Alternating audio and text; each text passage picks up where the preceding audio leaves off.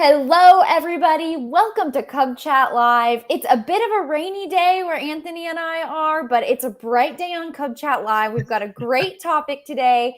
We are joined by Anthony, who you guys know, hopefully. And if you're a new viewer, I would love to introduce you to Anthony. I just want to remind everybody, Anthony's kind of a big deal. He is the director of Cub Scouts. You might forget that because we are so lucky to have him on the show very often, but he's the man who can answer a lot of questions and has a lot of knowledge. So Anthony, thanks for joining us. Absolutely. Thanks for having us. We love this. We love the show, and we love being able to connect with thousands of people every week. We love that.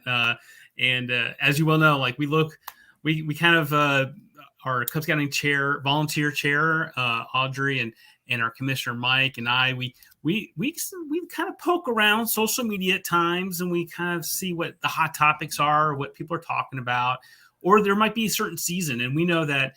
We just welcomed a whole bunch of new families, and I kind of want to kick the show off, with awesome news, right? We've got more Cub Scouts now than we did at the end of last year. So, and we still got months to go, and so we still have new families joining every week. So that's really exciting time.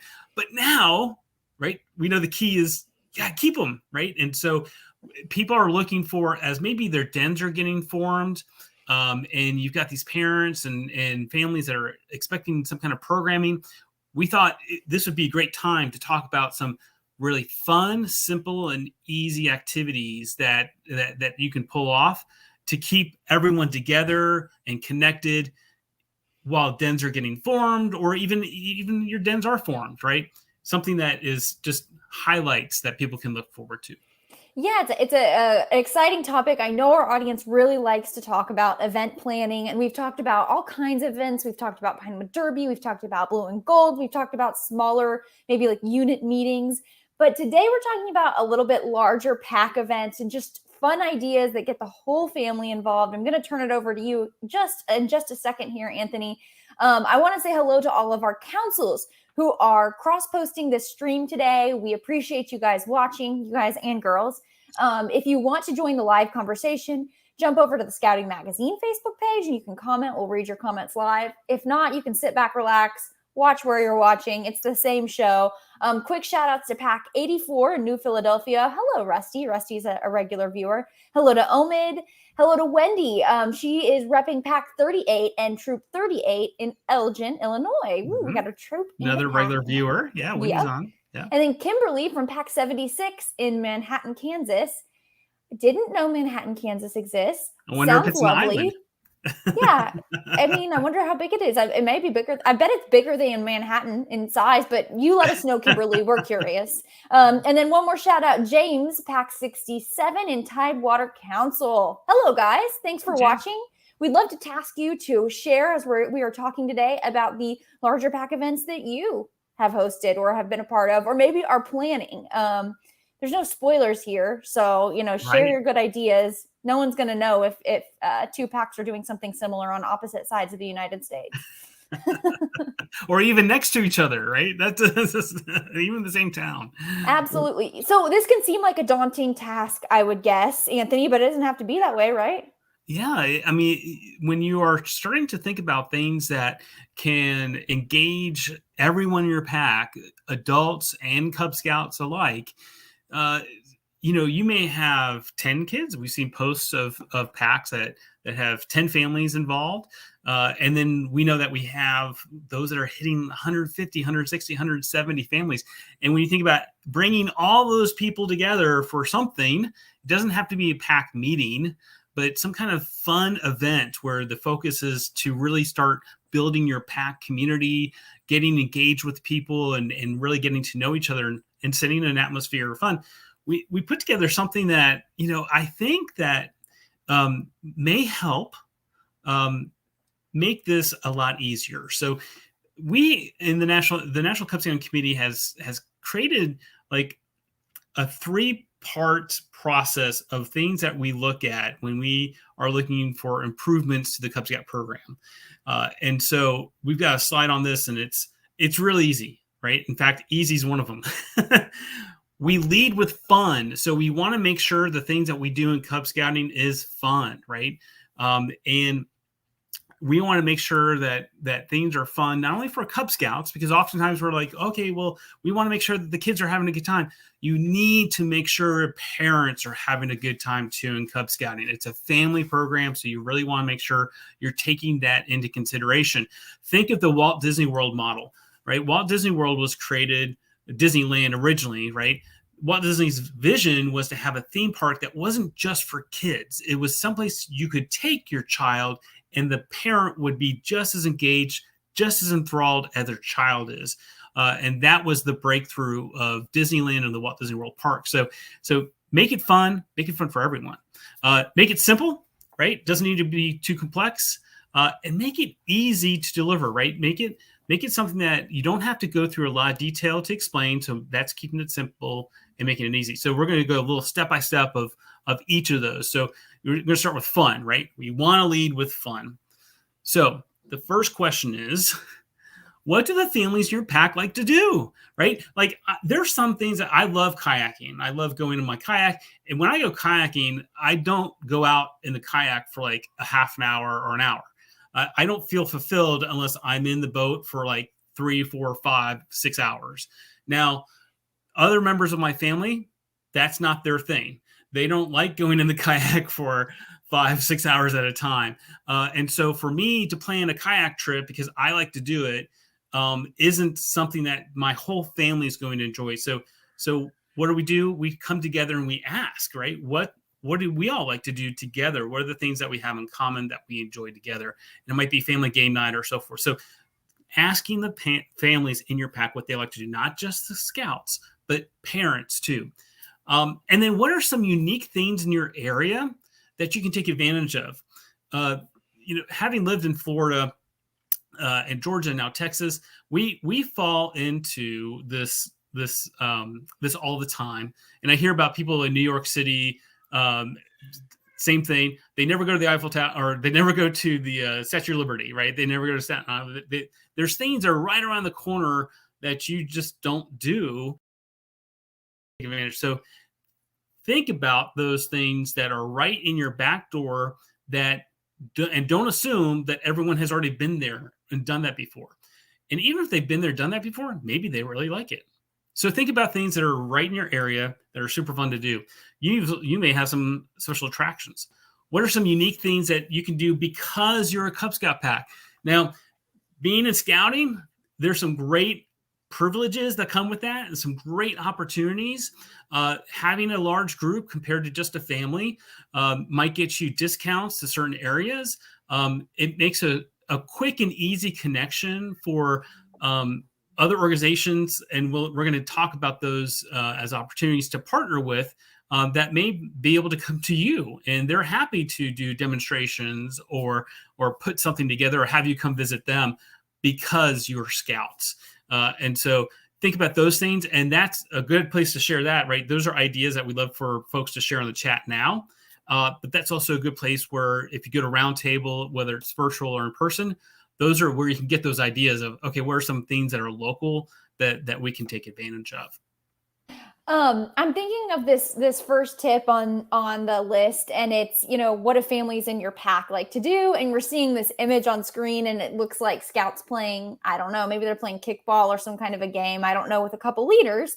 And I'm thinking there's probably like a circle of parents with like lawn chairs just right off screen, circled up, talking. It doesn't have to be like everyone is doing the same thing the whole time, or the role of all your parents is to watch the kids just, play a game or what have you. They can socialize. They can kind of sit off to the side, do what they want to do. And it doesn't have to be really intense. Like they don't have to be playing a game or something. And a lot of times I don't think our parents want to do that.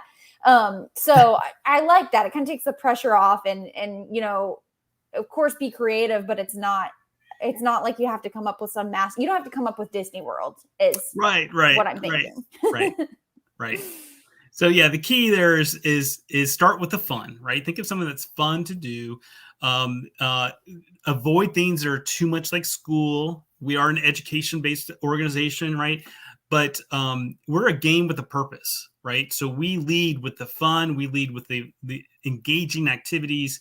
And so, yeah, at the end, they're going to learn something, but don't lead with that. Lead with the fun. Lead with the activity. So we're getting some great comments, and I want to remind everybody to, comment with your fun, simple, and easy activities so that we can read those aloud. But I want to highlight Rob's comment here. He says fire station and police station visits are classics. They just went to an airport fire station, which was crazy. Yeah. And I've also heard, I know people go tour newspapers or like any business maybe one of your parents has a connection to. Paul says, he summarizes it, go outside and play for an hour is a great pack meeting. Okay, yeah. Simple, agreed. Right? Yeah. I think that's a good lead into the second point, right? Fun. And then, because maybe when you ask your parents, like, hey, what do you enjoy? Well, we're so busy and we're so tied up all the time. And every night we have some kind of activity, or we, sometimes we just like to get together and have, just playtime, right? And so when you ask your parents that could be what they want to do for fun.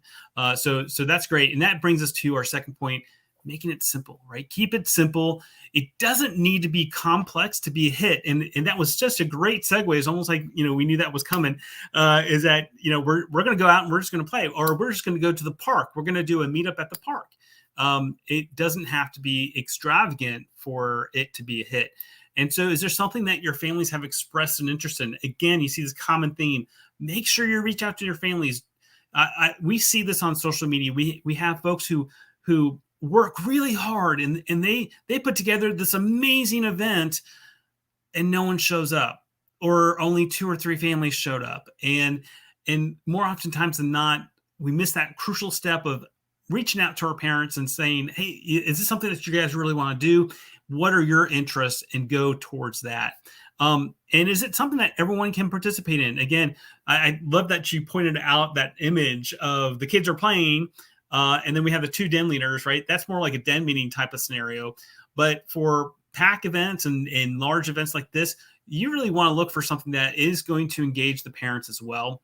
And we keep on harping on that, but it's such an important part. If the parent is looking forward to the event, guess who's going to show up, right? That's the key element. If only the Cub Scout is excited about showing up, you've reduced your odds that everyone's going to be there and have a good time. And make sure it's part of the Cub Scout program, right? So it doesn't need to be directly connected to an adventure loop or a rank requirement, but make sure it is following the SAFE, the safe guidelines of scouting. Make sure you're up to date and are knowledgeable about the Guide to Safe Scouting, and making sure that you are being safe. We know that when you are providing a safe program and families feel safe in your program, they stay. And so making sure that we take that very seriously, and that is part of our program that you're doing. So, for example, there are things that you are not allowed to do in Cub Scouting or Scouting period. Doesn't mean that that's a stance as an organization against those things. It just means we've assessed the risk that associated with participating in those activities, and we're not willing to take on that risk. And so be aware that there are some things that you are not allowed to do in Scouting or in Cub Scouting. But it's real easy. If it's in the handbook, if it's printed in our document somewhere, it's on scouting.org, you're good to go. So stick to the program, make sure it's something that everyone can participate in. And then, the first point on the list, is it something your families have expressed an interest in? When you say, hey, some of you out there may have planned a meeting, put a lot of effort into it, and it just didn't resonate with your family. That happens to us all the time. Yes. On Trek at 2 and Trek on Tuesday and Cub Chat Live. We put a ton of effort into it. We're like, we're going to nail it. And it's just not popular. So it's just a case of being nimble, changing, give the people what they want. Yep. And sometimes it just, if you're a new pack, or if you got a lot of new families, got to remember, new families haven't plugged into Scouting yet. It's not on their family calendar yet. They haven't gotten into the rhythm of it yet. They haven't built a strong enough bond or relationship with other parents and other families yet to feel really obligated to do maybe this, if in their eyes, is an extra thing. So our third step, right? So fun, lead with fun, simple, easy. Now, here are the tips to making it easy. The first one, is it turnkey, right? This is Bert was in Atlanta, has done a tremendous job in his council. He has this tremendous webpage for Cub Scout resources that links his Cub Scout packs to local resources. And if there's some kind of connection with a park or an educational organization or a museum, any of those things, he's got on that website. And it's so great because those things turn out to be really turnkey. You make one call and then that's it. Someone else does the rest, right? Not someone in the pack. You're not calling someone in the pack and say, hey, I want you to do this. You're calling someone else. So for example, emergency services, right? Your fire department, police station, and you're calling for them to either come out to you or for you to visit them. And then you want to make sure that there's no minimum number of families to participate. You want to avoid that. Sometimes you can't avoid that. But the reason why we put that in there to make it easy is because if you have to have 20 people, for example, and now you've just kind of add this layer of stress to yourself that we have to have 20, right? And if we don't make that minimum, what's going to happen? So ideally look for things that are easy that you could do with 5 people, if 5 people show up, or 50 people show up, or 100 people show up, right? So that makes it really easy. And then if registration or payment is required, right? Sometimes we want to do something that's really cool. We just did our popcorn sale. We've got cash in our accounts, and we want to do something fun and engaging. And the pack is going to pay a certain percentage, and maybe families have a certain percentage that they pay into. You want to make sure that transaction is easy. It's easy to sign up and it's easy to pay. Some of that may be out of your control, but it's worth a conversation with your pack committee to see, is there a way that the pack can help facilitate the ease of registration for if it requires a registration or if it requires payment? Is there something the pack can do to make that easy for parents and remove that as a potential obstacle? And so I have a quick update. It is we have a tornado warning here in Texas, and we have some severe weather, and we lost Gina. So hopefully Gina is all right. And she's probably trying to connect back on as we're speaking. So there's, hey, I was just saying that you were probably trying to connect back on. Looks like you're on your phone. Yes, I'm on my phone. I got to hear that. Yes, it really is bad weather here, but this is a very much more fun topic. So. All right. Do we have any shout outs or great posts that people should? Yeah. Yes. So we've got a few great comments. I like Paul's comment. He's saying, game nights are always a good standard. They break out Candyland, Tumbling Monkeys, or Sorry. I'm specifically thinking that's a great idea on like a bad weather night. I mean, hopefully you're not really going to be meeting during a tornado warning, but maybe if it's raining. Right. Looks like we lost her again. Yeah, so I love that comment too, right? Again, I think that game night concept that falls into fun, simple, easy, right? What kind of games do your families like to play? Exploding Kittens, that's a fun, simple game, and it's got a funny name. It's pretty popular. So going beyond maybe some of the traditional games and just asking, and then of course those folks who love to play those games probably have that game and they can easily bring it, right? So fun, simple, easy. Really one of our favorite things to do. The game night was when the chiropractor had to bail 20 minutes before. Oh, so that was great, Paul, right? So that was being prepared, right? So the game night was in your back pocket. You're ready to pull it out when you need to. And you're able to move forward with the program that night, even if your plan A falls through. So yeah, that's a great thing to bring up, right? Plan B. Elizabeth has a comment too as well. Just some good ideas, Halloween party, fishing outing, Christmas ornament exchange with the pack. I'm assuming, or maybe making Christmas ornaments. I don't know. That just throws me back to when I was a kid.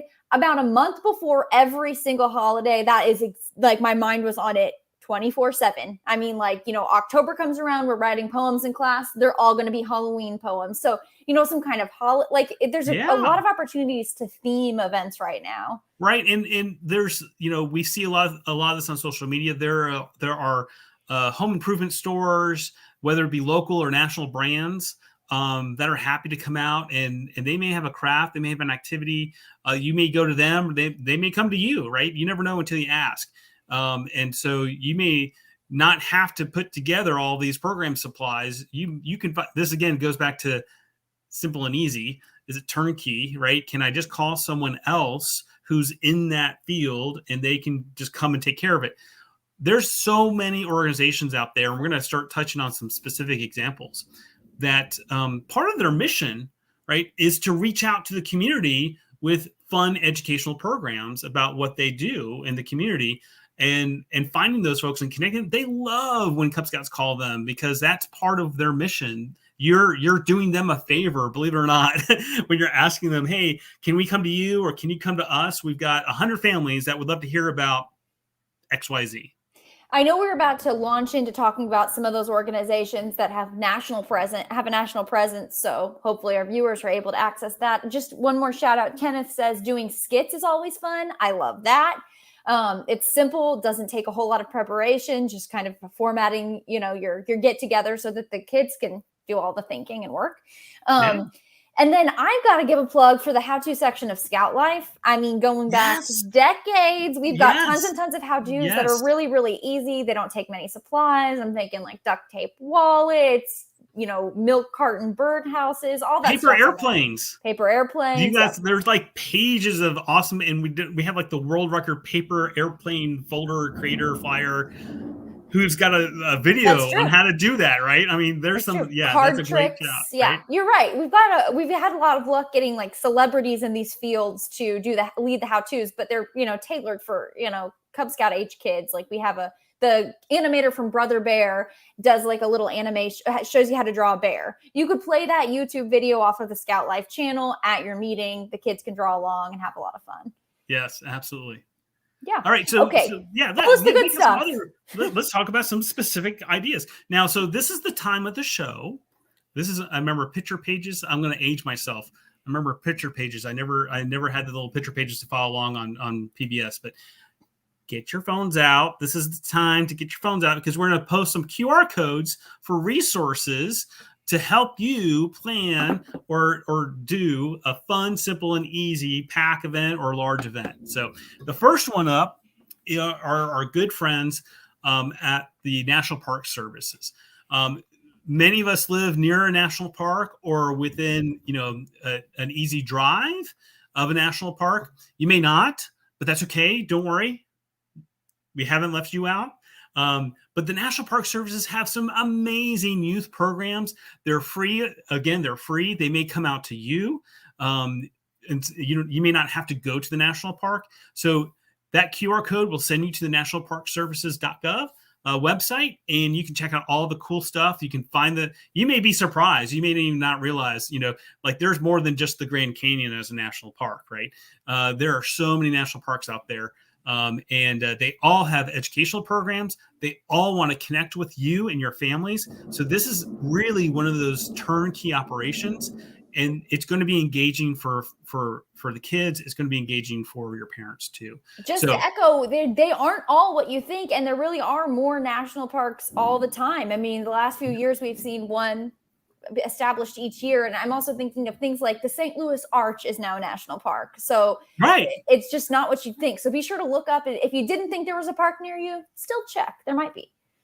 All right. So if you don't have a national park, I guarantee you have a state park. I guarantee you have some kind of state park or local park. And we found this resource for you. It's stateparks.com. It is not a government website. It's simply just kind of a warehouse of a locator. You click what state you're on, and it takes you to a page that shows you all the state parks and local parks that are in the area, including this is a good one of Nob Hill in Pine Mountain, Georgia. I wouldn't have known this unless I lived there, right? And I got connected with it. Is that FDR lived in Warm Springs, Georgia for some time. It helped him with his polio. And there's a whole area dedicated to him. There's a whole trail. There's this beautiful site where he would overlook. And so those are some interesting facts. And again, it goes back to what's in your backyard that you may not even know of. So state parks, super fun. Again, they have rangers, they have staff. They are looking to connect with you and your families, to share the historical value, but also the natural settings. And again, so you're talking about things that are like the arch. You wouldn't think, okay, that's national park. So one of the things that my son and I did with Scouts was we were in Mobile, Alabama. And in Mobile, if you've ever been there, the highway goes under the bay. So they had to create the tunnel to go under the bay. Well, there's a whole educational system that they have for youth that teaches them how they built that tunnel underneath the bay. And then they give you like a backstage tour of the tunnel. It was really interesting. It was one of the things, and I wasn't sure if the kids would enjoy it. They all loved it. They thought it was cool. I mean, where else but in scouting are you going to get a backstage tour of the tunnel in Mobile, Alabama? I mean, in closed space that might make adults nervous. Of course, Scouts are into it. Right? Tunnel, yeah. Yeah. Also, just for our viewers who may not have used QR codes before, I should have done this a long time ago. But if you have a relatively new phone, open your camera app, and you'll be able to hold the camera pointing at this QR code. And if it's not registering the QR code, you can tap where the QR code is. Don't take a picture, just wait, and there will be like a URL that pops up underneath it, and you can tap that URL and go to the website. Yep. It worked. Super easy. Yep. Takes me right to that site. All right. So what's next? What do we have next, Brian? Oh, yeah. So sticking on the nature theme, right? You might have a zoo nearby. You might have an animal rescue. You might have a wild animal rescue center. Those folks, again, have educational programs. Some are paid. More than likely, if it's a zoo, it's probably going to be paid. But wild animal rescue centers and animal rescue centers usually run on donations. And so these are great partnerships. My son's Eagle Scout project was with the local animal shelter. And so they love scouting. And they love bringing animals out when they can, or you can go to them. Again, this is one of those turnkey operations. They may already have a youth program set up for you that's specific for Scouts.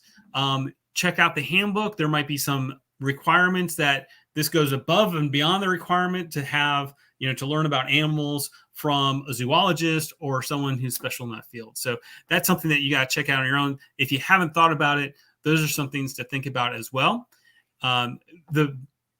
Bringing animals to the pack meeting, our commissioner, Mike, Cub Scout Mike, as he likes to be called, that's always such a huge hit. It is such a huge hit.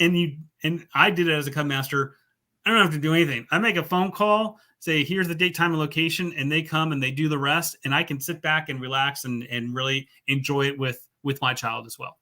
All right. That makes me also think you sparked another idea. If you're affiliated with a troop, check in with that troop. See if there are any scouts working on Eagle Scout. Like maybe they're somehow affiliated with some kind of organization that it might be just the perfect time to establish a relationship with some, historical organization or an animal rescue. Yes. Like this, just something like that. Okay. I know we've got more or your ideas. TAR partner, right? Your TAR partner may have something you never know until you ask, right? Mm-hmm. All right. So what else do we have? We have, I know we did some local stuff. We're continuing on the local stuff. Museums, science centers. Again, I guarantee you they have youth programs where you can either go to them or they come to you hands-on. Again, it may be free. There might be a minor donation or a cost. But again, I mean, I saw this picture on the internet and I'm like, that is cool, right? I mean, that's a cool thing. Always let them know you're with Scouts. Let them know about how many folks you have.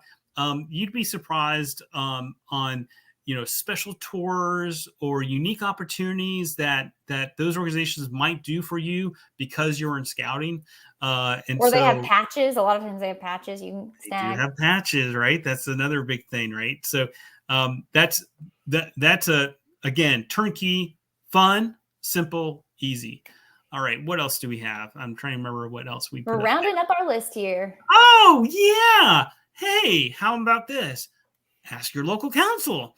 Your local council, I can guarantee you, once again, has some kind of an agreement or annual event that they do with a minor or major league sporting team, or maybe it's a college. There's so many fun things that are there. Local attractions, again, they might be historical locations. They might just be family fun attractions or family fun centers. All those things are great partnerships that your council may already have in place.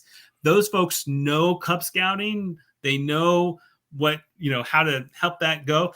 Like even bowling, right? Bowling is something that we did as a pack and came up in my Facebook memory a couple of weeks ago.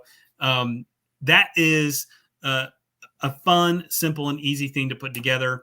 Contact your local council and find out about local council events and activities as well, right? Your council probably has a camp property and probably this fall has a camp out or overnighter or day activity planned for Cub Scouts.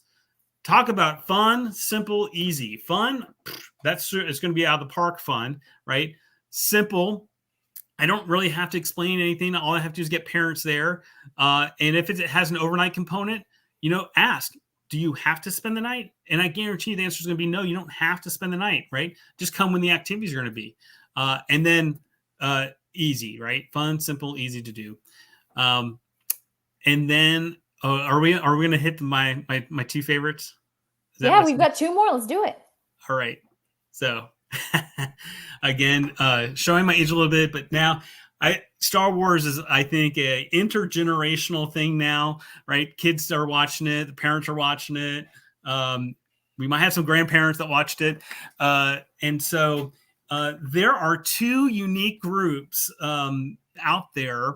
One's called Rebel Legion. And these guys, they're cosplay, right? They dress as characters from Star Wars. And so if you want some of the good guys to come visit you, this is the QR code for you. It's Rebel Legion. And it's free. You go to their website, you can find out where a Legion is near you and put in a request, and they're happy to come to Scout meetings and events. We've seen blue and gold banquets where people have invited these folks to, and it's over the top, right? But it doesn't need to be blue and gold. It can be something super cool or unique that you find out. Now, if you're a little bit more on the dark side, this group is for you. If you want a legion of stormtroopers, there's the 501st Imperial Legion, and that is again, those guys are decked to almost perfection. Stormtroopers from every type of movie that you can think, genre of Star Wars you can think of. So again, these are fun, simple, and easy things to do, right? It takes a phone call. It doesn't cost anything. And they show up. You can either make it a surprise. So if they don't show up, you don't have to worry about plan B. But man, that is a meeting that is fun for adults and kids if your families are into that, right? So if it was, I love this, right? And that's why I'm sharing it. But if my pack was like, I wouldn't do it, right? I wouldn't do it. I want to make sure I'm hitting something. But that's just an example of there's probably a local community of folks that love to get dressed up. There might be other genres that kind of make it a little bit extra fun and can add a little surprise to your pack meetings. It's definitely going to make the kids' days and the adults' days, I would think. And also, if you are not a Star Wars person, don't assume that your whole unit is not full of Star Wars people, because there's good chance it might be full of them, or there might be half of them. And yeah, so definitely check in with your parents. Always survey just to see what they're interested in. I know we have to go, but Wendy has two really good comments I want to read. Yes.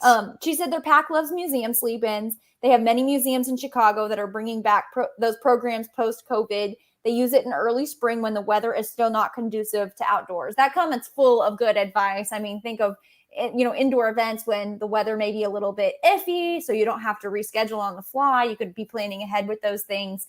And don't assume just because something was kind of put on the back burner because of COVID, it's not opening up now. It seems like a lot of programs are firing back up. Museums are firing back up. Wendy's other comment is also good. It's long, but it's worth it. All right. So for one pack meeting in the spring, each den would present one of their favorite adventures activities, and the kids would go from station to station and get them excited for the next level, etc. So they would build a food Pinewood Derby car. They would do a healthy eating adventure. One den leader had a magic trick, making his finger disappear. and they covered first aid. So it's kind of like I'm thinking like circuit training that almost like encourages long-term retention because you're excited for what's going to happen in, each growing, each rank. So I like that idea. Yeah, that's super. That absolutely sounds fun. And the someone having a magic trick sparked a memory of we found a local magician, and you can find them online as well. That entertainers and magicians, it was like, now I don't know how much they charge now, but it was like $100, right? So for $100, we had a magician come, and he actually spent time with our Cub Scouts to teach them some tricks. And then he came back the next week for the pack meeting, and the kids were part of the show, right? And of course, he didn't show them all the tricks that he was going to be doing, so they were surprised, and there's still a lot of mystery to the show. And that was the best $100 we ever spent. I mean, it was super easy. It was a phone call. I didn't have to worry about anything. Gave him the show. He was the professional, and super simple to do. So you said when we started the show about checking with your parents, right? Surveys. And we want to know the surveys. We want to check in with you. So how are we doing in Cub Chat Live? So we'd love for you to, once again, take out your phone. Just take your camera, show it there. It's a 2-question survey. We're asking you to rate this show. Like, how did you like the show? Did you find it informational? 1 to 5 stars, right? That simple. Give us, we love to have 5 stars.